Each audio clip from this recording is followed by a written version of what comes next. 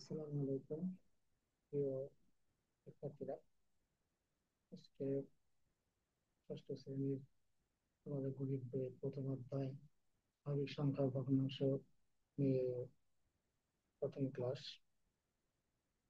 আমরা চলো একটু দেখি ক্লাস কি কি বলতে আসলে কি বললো।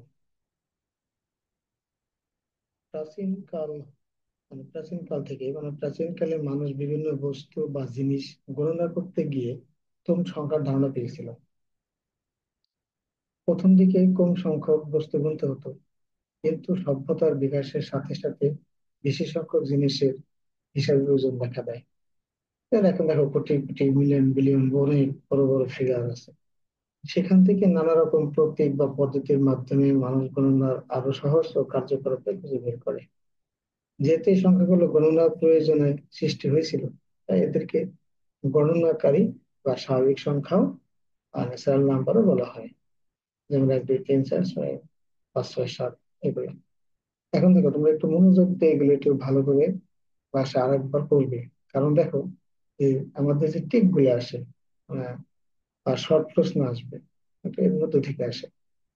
তাহলে আমরা কি শিখলাম এখানে? প্রাচীনকালে মানুষ বিভিন্ন বস্তু বা জিনিস গণনা করতে গিয়ে যেসব সংখ্যা সৃষ্টি করেছিল, তাদেরকে গণনাকারী বা স্বাভাবিক বা প্রাকৃতিক সংখ্যাও বলা হয়। যেমন এগুলো 1 2 3 5 6 7 8 ইত্যাদি। তাহলে এই অধ্যায়ে আমরা কি শিখবো? অঙ্ক পাতনের মাধ্যমে স্বাভাবিক সংখ্যা গঠন করতে পারবো। দেশীয় আন্তর্জাতিক রীতিতে অঙ্ক পাতন করে স্বাভাবিক সংখ্যা পড়তে লিখতে পারবো।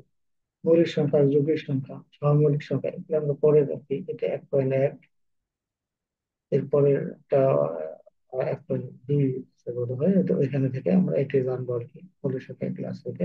এখান থেকে আমরা এই দুটি জিনিস শিখতে পারবো আপাতত। তাহলে এখানে আমরা দেখবো যে অঙ্ক পাতনটা কি। অঙ্ক পাতন কি? তাহলে অঙ্ক পাতন চলো। অঙ্কপাতন হলো পাটিগণিতের 10টি প্রতীক দ্বারা সব সংখ্যা প্রকাশ করা যায়।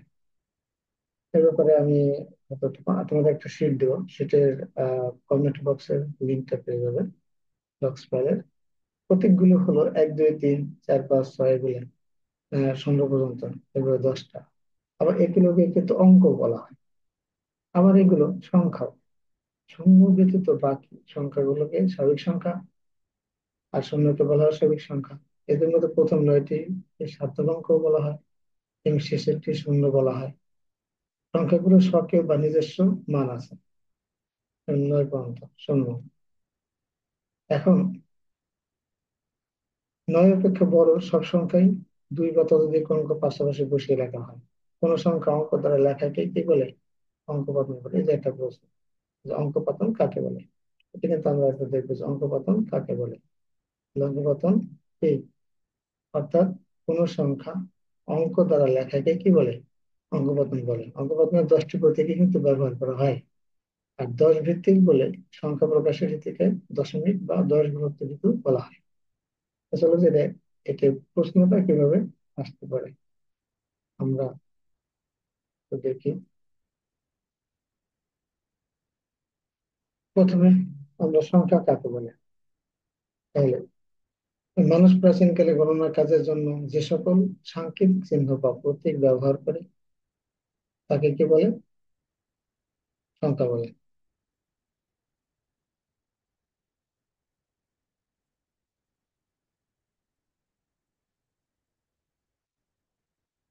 রকম সংখ্যা অঙ্ক কয়টি ও কি কি? সংখ্যা অঙ্ক কয়টি? 10টি, শূন্য পর্যন্ত। সংখ্যাকে কয় ভাগে ভাগ করা যায়?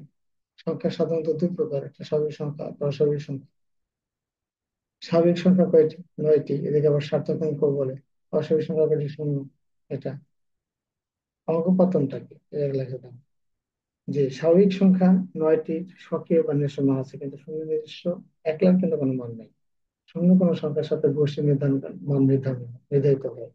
তাই 9-এর বড় কোনো সংখ্যাকে দুই বা ততোধিক অঙ্ক পাশাপাশি লেখা হয়। কোন সংখ্যা অঙ্ক দ্বারা এই লেখাটাকে বলা হয় অঙ্ক পাতন। এখানে তোমার সুন্দর করে দিয়ে আছে, একটু পড়লেই পারবে। এরপরে দেখো,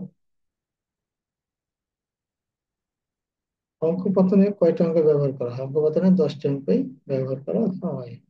এরপরে দশমিক বা গুণোত্তর রীতি কেন বলা হয়? দশমিক বা গুণোত্তর রীতি কি? দশমিক বা গুণোত্তর রীতি, কোনো অঙ্ক পাশাপাশি লিখলে 10 গুণ বেশি হয়। কোনো অঙ্ক পাশাপাশি লিখলে ডানের অঙ্কটি স্বকীয় মান হয় এবং বাম পাশের অঙ্ক 10 গুণ বেশি হয়। যেমন দেখো, এখানে 333, প্রথম তিনটে কি?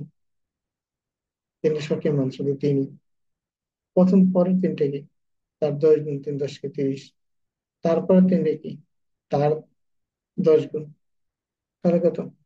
মানে এটার 10 গুণ, 300 × 10, মানে 30 × 10, 300। তাহলে প্রথম তিনের মান দেখো 300, পরের তিনের মান কিন্তু 30, তারপরের তিনের মান কত? শুধু তিন। তাহলে ডানেরটা করে সবকে তিনের মান ব্যবহার করে, আর পরেরটা 10 × 10 গুণ করে বাড়ি বৃদ্ধি হয়। তাহলে এটা আমরা এটা আগে ফাইভে থেকেও জেনেছি আগে। তারপরে দেখো, তোমরা একটু দেখবা, এখানে যদি না বুঝো অবশ্যই কমেন্ট বক্সে প্রশ্ন লিখবা, ইনশাল্লাহ প্রশ্ন করবা, প্রস্তুত পেয়ে যাবে। দেখো, দেশীয় রীতিতে আমরা কিভাবে গণনা করি? সাধারণত আমরা একক, দশক, শতক, সহস্র, অযুত, লক্ষ, নিযুত, কোটি এভাবে ব্যবহার করি। এখন হাজার কিন্তু দুই ঘর মিলে, দেখেন, অযুত এবং সহস্রের দুইটা মিলে কি হয়? হাজার হয়। আবার লক্ষ যেটা মিলে, লক্ষ এবং নিযুত এর দুইটা মিলে হয় লক্ষ, কোটি হয়। এখানে আমি একটু সহজ পদ্ধতি দিয়েছি, বইতে এটুকু দেওয়া আছে। সহজ পদ্ধতিটা একটু দেখো, আমরা হাজারের বেড়ে যদি ধরো এক ধরি, তাহলে কোনো সংখ্যা যদি হয় এক, তারপরে তিনটে শূন্য যদি দেই, বা তিনটা ঘর, আমরা তিনটা অঙ্ক দেই, তাহলে কিন্তু সেটা কি হয়ে গেল? হাজার হয়ে গেল। তাহলে কোনো অঙ্কের ডানে যদি তিনটে শূন্য দিই, কি হয়ে গেল? হাজার। এখন যদি আমরা এখানে এক আছে, যদি আমি এখানে বলি 21 বলি, দুই দিয়ে দিই, তাহলে 21,000। যদি এখানে 5 দিয়ে বলি 51,000।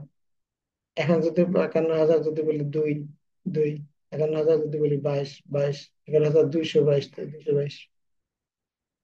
তাহলে অর্থাৎ কোন সংখ্যা, কোন সংখ্যার পরে তিনটা শূন্য দিলে কি হয়ে যায়? তিনটে দিলে হাজার হয়ে যায়, তিনটে দিলে কি হয়? হাজার। তাহলে এটা দেখলাম আমরা। এরপরে দেখো,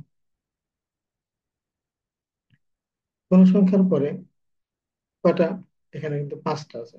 কয়টা? পাঁচটা। অর্থাৎ কোন সংখ্যার পরে পাঁচটা শূন্য দিলে কি হয়? লক্ষ হয়। পাঁচটা দিলে লক্ষ হয়।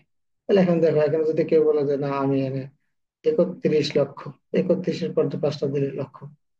এখন যদি বলে তাহলে 31 লক্ষ, আমরা 31,05,000, তাহলে হাজার, এই পাঁচ তিনটে শূন্য, তিন ঘর পর, তিন ঘর পর সংখ্যা দিলে ধরো 5,000। হ্যাঁ, আবার 7,000, তাহলে কি 7,000। বলে 25, 2 × 5 = 25, তাহলে 3 লক্ষ, অর্থাৎ 31,07,025। তাহলে এইভাবে করে যদি আমরা করি, অর্থাৎ কোন সংখ্যার পরে কয়টা দিলে? পাঁচটা দিলে কি হয়? পাঁচটা দিলে হাজার হয় নাকি লক্ষ হয়? লক্ষ। তিনটে দিলে হাজার, এটা তাহলে আমরা একটু মনে রাখবো, এটা তিনটে দিলে হাজার, পাঁচটা দিলে লক্ষ, আর সাতটা দিলে হয় কোটি। সাতটা সংখ্যা দিলে, সাতটা সংখ্যা বসাইলে, তার সাতটা অঙ্ক বসাইলে, কোন সংখ্যার পরে সাতটা অঙ্ক বসাইলে কোটি হয়ে যায়। যেমন দেখো, এখানে 1 কোটি, 1 কোটি।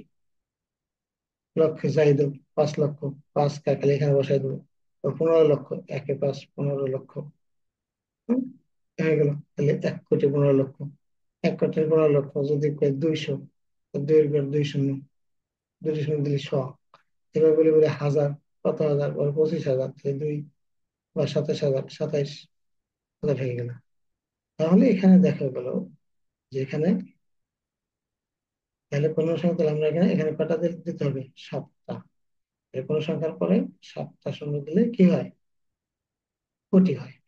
তিনটে দিলে হাজার, চারটে দিলে, পাঁচটা দিলে লক্ষ, সাতটা দিলে কোটি। তাহলে আমরা একটু মনে রাখবো, তিনটা, পাঁচটা, সাতটা। তিনটা, পাঁচটা, সাতটা, তিনটা দিলে হাজার, পাঁচটা দিলে লক্ষ, এক, সাতটা দিলে কোটি। যে কোনো সংখ্যা বলো তুমি, ডান পাশের অঙ্ক যদি তিনটা দাও, হাজার হয়ে যাবে। পাঁচটা দিলে লক্ষ হয়ে যাবে, সাতটা দিলে কোটি হবে। ঠিক আছে? আশা করি একটু ভালো বুঝছো। যদি কোনো সমস্যা থাকে তাহলে অবশ্যই জানাবে। পরামর্শ থাকলেও বলতে পারবে। এরপরে দেখো, আমরা কিভাবে কমা ব্যবহার করে গণনা করবো, কমা ব্যবহার করে পরীক্ষায় আসে। তাহলে এখন দেখো, তাহলে তিন ঘর পর কিন্তু হাজার হয়, তাহলে আমরা তিন ঘর পর, প্রথম তিন ঘর পর আমরা কমা দেবো। ধরো এখানে যদি কমা দিই, তাহলে কত? 1,000 হয়ে গেল। পরে আর দুইটা ঘর, তাহলে 3 ঘর পরে আর 2টা ঘর, তখন 5টা ঘর, 5টার পরে এই যে তাহলে লক্ষ হয়ে গেল। তাহলে প্রথম কমা হাজার, দ্বিতীয় কমা লক্ষ, এরপরে 7টার পরে কমা দিই, 1 কোটি হয়ে গেল এখানে। অর্থাৎ তাহলে কি 3 নম্বর কমা হলো কি কোটি। 3টা কমা মাত্র ব্যবহার করতে হবে। কয়টা কমা? 3টা। তাহলে প্রথম আমাদের একটা প্রাথমিক কোটি যত যত হোক, এখানে 1,000 5,000 কোটি 10,000 কোটি, কিন্তু সবসময় এই কোটির ডানে 7টা থাকবে, লক্ষের পাশে ডানে 5টা থাকবে, হাজারের পাশে 3টা থাকবে। এটা থাকবেই। তাহলে আমাদের কি আহ, এভাবে, তাহলে আমরা দেখো তাহলে কি প্রথম দুইটি করে এই যে 2 ঘর করলে প্রথমটা কি হয়, এই যে 2 ঘর পর পর কমা, তাহলে এখানে 3 ঘর পর কমা প্রথমটা, প্রথমটা 3 ঘর পর কমা, পরেরটা কিন্তু 5 ঘর পর কমা, তারপর লক্ষ, তারপরে 7 ঘর পর কমা, আগেরটার মতো। তারপরে আমি একটা উদাহরণ দিই। উদাহরণটা দেখে এখানে, তাহলে প্রথম 3 ঘর পর কমা, এই যে 3 ঘর পর কমা, আর প্রথম কমার পরে আর দ্বিতীয় কমার মাঝখানে এটা হলো কত? 45, তাহলে 45,000। কোন সংখ্যার পরে 3টা থাকলে যে হাজার হয়। এরপর আবার 2টা পরে আবার 2টা, মানে 7টা, আগে ছিল 3টা, 2টা 5টা, 5টার পরে কি লক্ষ। দ্বিতীয় কমার পরে কত? 75, 75 লক্ষ। এরপরে কত? তারপরে আবার কি 2 ঘর পরে কমা, অর্থাৎ 7টার পরে কমা, 7টা সংখ্যার পরে কমা, অঙ্কের পরে কমা, তার কত? 98। এই প্রথম কমার পর 45,000, দ্বিতীয় কমার পর 75 লক্ষ, তৃতীয় কমার পর 98 কোটি। তাহলে কমা এখানে আমরা কিভাবে ব্যবহার করবো? প্রথম 3 ঘর পর কমা, 5 ঘর পর কমা, 7 ঘর পর কমা। তাহলে প্রথম কমার পাশে যেটা থাকে হাজার, দ্বিতীয় কমার পরে যেটা থাকে এটা হলো লক্ষ, তৃতীয় কমার পরে যা থাকে তাকে কোটি। এটা তো ভালো জানো, এটা ভালো করে মনে রাখতে হবে, নাহলে বড় বড় তো এখানে 6 এর এইগুলো একবার কি বড় বড় প্রাইভেট থেকে, এই জন্য তোমার এটা খুব সুন্দর করে মনে রাখতে হবে। তাহলে ওকে, এরপরে আমরা আন্তর্জাতিক কিভাবে বলি? আমাদের মধ্যে কি গণনা করে? না, আন্তর্জাতিক আমাদের মধ্যে গণনা করে না। তারা সহজ বেশি তারা, ধরো একক ঠিক আছে, দশক ঠিক আছে, শতক ঠিক আছে, কিন্তু হাজারে বলে এখানে ওরা হাজার, আমাকে যেমন 2টা ছিল এখানে না, এখানে ওরা হাজার ব্যবহার করে 3টা, সবই 3টা, এখানে 3টা, মিলিয়নও 3টা, বিলিয়নও 3টা, যদি আরো ট্রিলিয়ন থাকে তাও 3টা। তাহলে এখন যেভাবে দেখো কিরকম বুঝছি। এখন দেখো